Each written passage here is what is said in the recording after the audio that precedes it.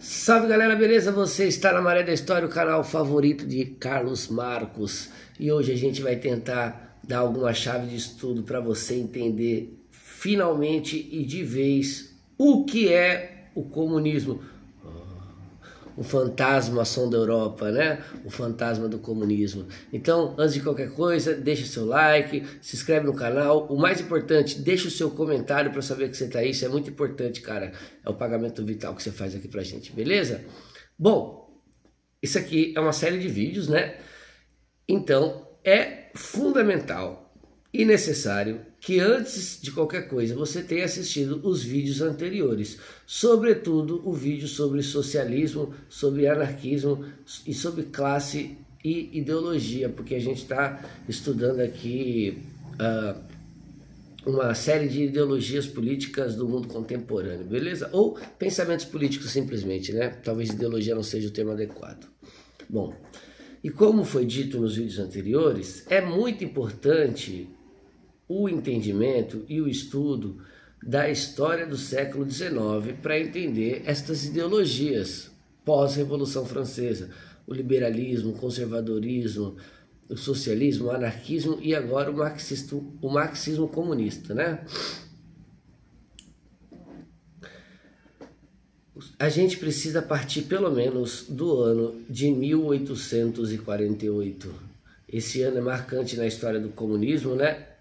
Porque foi o ano da publicação do Manifesto do Partido Comunista, ou simplesmente Manifesto Comunista, né, que eu vou explicar melhor aqui, que é um panfleto, não é um grande livro, uma grande obra, né, de política. A grande obra do Marx é o Capital, né, mas ele escreve esse panfleto de 1848 justamente por conta das revoluções de 1848 que explodiram na Europa e talvez foi a maior onda de revoluções já vista, né, em questão de extensão e até mesmo intensidade.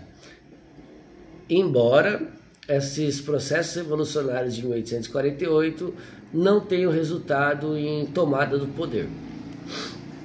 Mas, contudo, aparece um novo agente político em cena do ponto de vista revolucionário, né, da tentativa revolucionária pelo menos, que é a classe operária urbana, que já vinha se formando há muito tempo, que já vinha participando, né? A gente tem um vídeo aqui sobre a formação da classe operária inglesa, do Thompson, também é muito importante que você veja, e já vinha participando da política, pelo ludismo, cartismo, já vinha participando da formação do pensamento político com Robert Owen, com Saint-Simon, Fourier, Auguste Blanc, dentro do anarquismo também, né, com Proudhon, Bakunin e etc.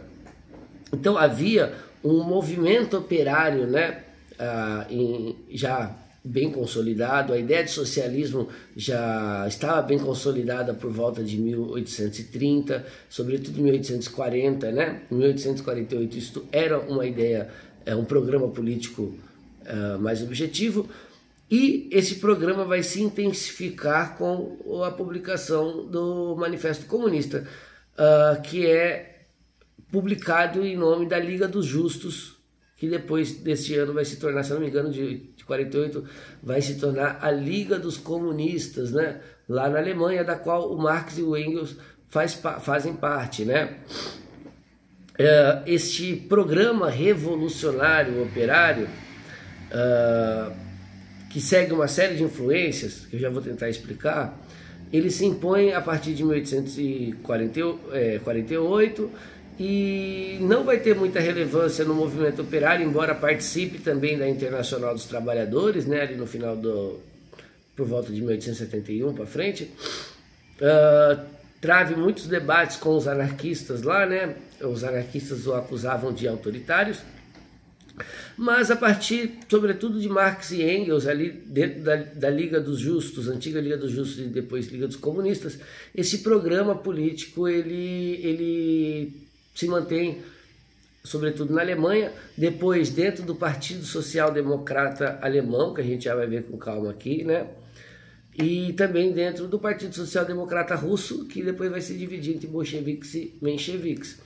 Então, esse programa político, ele vai ter uma tradição ali de 48 até 1917, de 1848 a 1917, de maneira mais ou menos concisa, né? Bom, aí pegando ali o pensamento do Marx, que aí ele vai se fundamentar em 3 bases teóricas. A gente tem um vídeo aqui sobre o materialismo histórico dialético, uma aula lá nas lives de 1 hora, se você quiser entender isso da maneira filosófica um pouco mais profunda, que não é fácil, né? E nem é nosso intuito aqui aprofundar os temas. Mas basicamente o Marx ele vai fazer uma síntese de 3 pensamentos, ou uma crítica, melhor dizendo, né? Mas uma crítica em termos hegelianos, em termos dialéticos. Não uma crítica tacanha, uma crítica na busca de superar, ir além destas propostas, mantendo aquilo que se reconhece como grandioso no pensamento, né? Então, quais são essas 3 influências ou críticas que o Marx faz? A crítica da economia política, ou seja, sobretudo Adam Smith e David Ricardo. E quando eu digo crítica é porque ele se baseia nos fundamentos básicos e mantém, né? Como, por exemplo, a ideia de valor-trabalho, a ideia de valor de uso, valor de troca, não estão as ideias básicas do liberalismo, né? Se mantém, fazendo uma crítica às suas estruturas ou outras formas de pensamento, mas é a base do pensamento marxista, o pensamento político clássico, né? Economia política clássica, Adam Smith e Ricardo.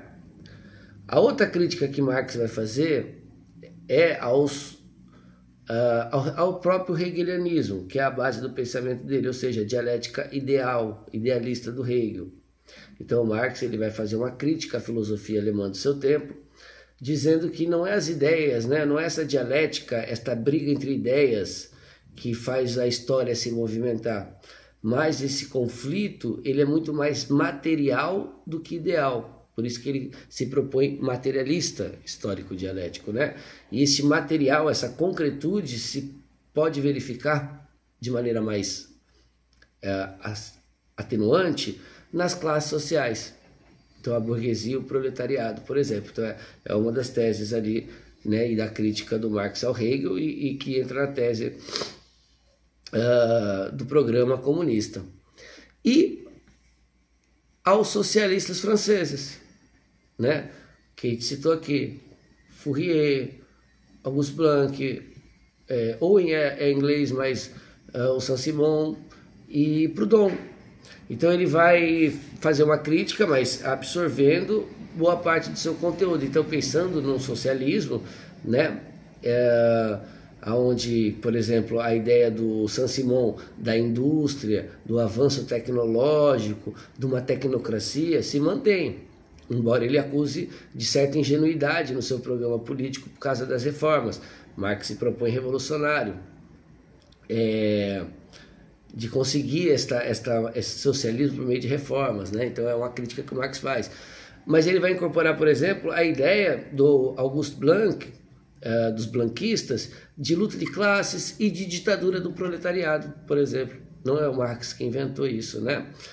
Então ele vai formulando esse programa político que busca, a partir de uma revolução social, sobretudo, né, por meio de um partido, no caso ali era o Partido Social Democrata Alemão, que o Marx e o Engels vai participar, enquanto Liga dos Comunistas, né, uma corrente ali do partido, vamos dizer assim, e que deve buscar a tomada do poder pelos proletariados,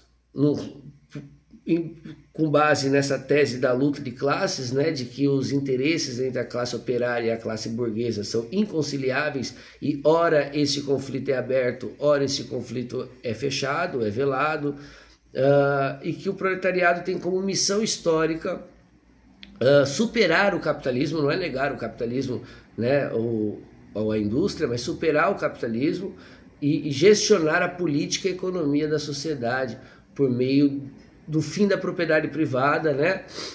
E de outros modos de organizar a sociedade. Então, ele pega a base dos socialistas, a base da economia política liberal e da filosofia hegeliana da história, por exemplo, e sintetiza isso num pensamento, num programa político que busca colocar o operariado como gestor do Estado, como gestor da sociedade, como gestor dos meios de produção. E eu acho que basicamente é isto. O que fica do Proudhon, por exemplo, no pensamento de Marx, e tem um debate muito interessante entre eles, né? A Miséria da Filosofia e a Filosofia da Miséria, 2 livros em que eles debatem algumas questões, que é muito legal. O Marx vai manter essa ideia final de que dentro do programa comunista, que é a proposta do fim do Estado, né? Então que a superação do capitalismo, ela e de todos os sistemas econômicos, se faz de maneira histórica, né? Não dá para dar um salto quântico, né? Na visão do Marx. Então isso é um processo. E ele não nega, né? Eu recomendo que vocês leiam o Manifesto Comunista. Ele faz elogios à sociedade burguesa no ponto de vista de avanço histórico, né? Ele diz que a sociedade burguesa construiu mais em 100 anos do que a humanidade construiu em milhares, né? Com pontes, tecnologia, indústria, avanços na ciência, mas que agora é necessário dar um outro salto, que é o aproveitamento desta fronteira tecnológica colocada pela burguesia, mas agora voltado-se para o bem comum, né? E seria o socialismo esse estágio, né, de desenvolvimento histórico. E a superação desse estágio, porque para o Marx e para o materialismo histórico dialético, nada é eterno, nada é universal. Por exemplo, o sistema dito feudal já não existe mais, embora fique parte deles, né? Fique resquícios do feudalismo, mas ele em si deixa de ser. O mercantilismo também deixa-se resquícios, isso é dialética, porém ele deixa de ser. E o capitalismo não é eterno, embora você tenha fé, né? Embora você queira, embora você deseje, não é eterno, porque nada é eterno no mundo material. E se o capitalismo não é eterno, o socialismo também não é eterno, ele é um processo, ou é colocado como um processo, que vai se esgotar e que tem contradições, e que tem problemas, e que tem todas as nuances de qualquer outra sociedade, as contradições típicas das sociedades. E que superadas essas contradições, se chega ao comunismo, que é um outro estágio. E o comunismo também não é o fim da história, né? Porque não tem o fim da história e não tem o fim das contradições nesse processo, mas há uma superação do modo de produção anterior por meio da superação de suas contradições, entende? Então é basicamente isso. Então o comunismo é um programa político que se instala sobretudo em países industriais como a Alemanha e vai ganhar alguma influência também na Inglaterra a partir de 1848. Vai ganhar um certo destaque na Internacional dos Trabalhadores, vai ter alguma participação também na Comuna de Paris, de 1871, mas não é assim, de longe, a linha de frente da Comuna, não. Acho que tinha 2 delegados apenas ligados às ideias comunistas, né, propriamente ditas. E vai ter alguma relevância no Partido Social Democrata Alemão, que depois vai se desvincular da tese, por exemplo, da ditadura do proletariado, da luta de classes, e vai se tornar social-democracia, que a gente vai ver no vídeo que vem, né? E estas ideias marxistas vão ganhar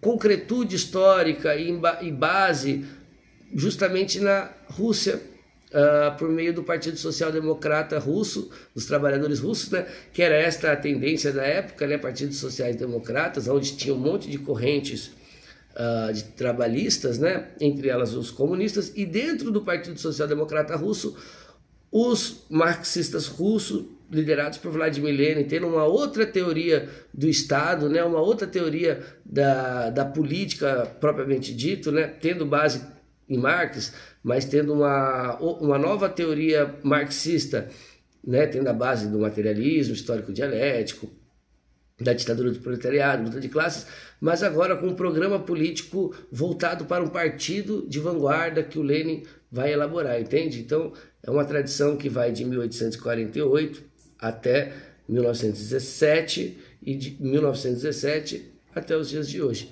É isso aí. Espero ter ajudado. Tamo junto, deixa o like, é nóis.